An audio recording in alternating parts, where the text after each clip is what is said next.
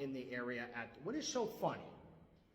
You are, dude, you're all right, but dude, I know I know I'm funny at times. I think I am, but all I'm saying is hard and soft target. You all right? All right.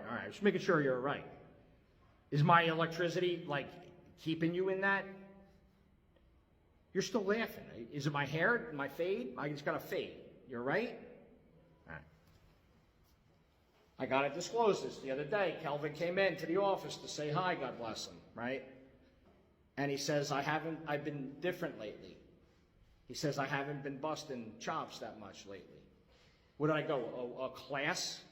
Where did I go? A class where I didn't have certain energy? And I said, oh, okay. You're just poking at the dragon then. You're poking at the dragon. I will turn it up.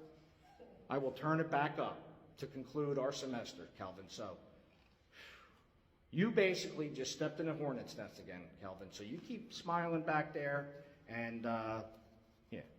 So anyway,